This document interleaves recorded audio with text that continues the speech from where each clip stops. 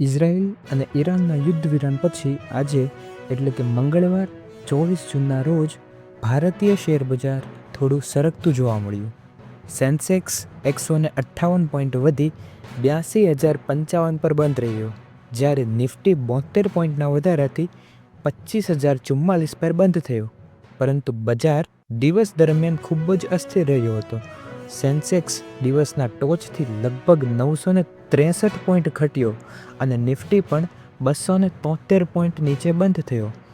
સેન્સેક્સના 30માંથી 18 શેરમાં તેજી જોવા મળી છે. અદાણી પોર્ટ્સ 2.6%, ટાટા સ્ટીલ અને અલ્ટ્રાટેક સિમેન્ટ પણ વધ્યા, જ્યારે પાવર ગ્રીડ અને એનટીપીસી જેવા શેર નીચે સરક્યા. બજારના અસ્થિર હોવાના મુખ્ય 3 કારણો જોવા મળ્યા છે. પહેલું છે, ઈરાને યુદ્ધ વિરામ હોવા છતાં પણ મિસાઇલનો હુમલો કર્યો હતો અને ઇઝરાયેલે તહેરાન પર કાર્યવાહી શરૂ કરી. બીજો પોઈન્ટ એ છે કે ક્રૂડ ઓઇલના ભાવ 2% ઘટીને $67.13 થયા હતા. ત્રીજો મુદ્દો એ છે કે વિદેશી રોકાણકારોની સતત ખરીદી. હવે 23 જૂને વિદેશી રોકાણકારોએ 5,592 કરોડના શેર ખરીદ્યા હતા, જ્યારે સ્થાનિક રોકાણકારોએ લગભગ 1,874 કરોડના શેર વેચ્યા. જૂન મહિનામાં અત્યાર સુધીમાં એફઆઈની નેટ ખરીદી 9,489 કરોડ સુધી પહોંચી છે.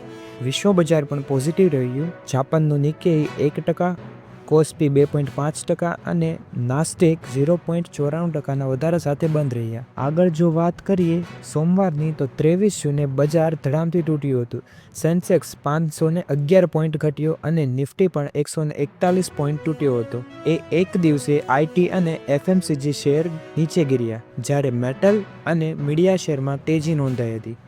આવી જ બજાર અપડેટ માટે ફટાફટ સબસ્ક્રાઇબ કરો અને કોઈ પણ નવી હલચલ આપણે લાવશું સૌથી પહેલાં.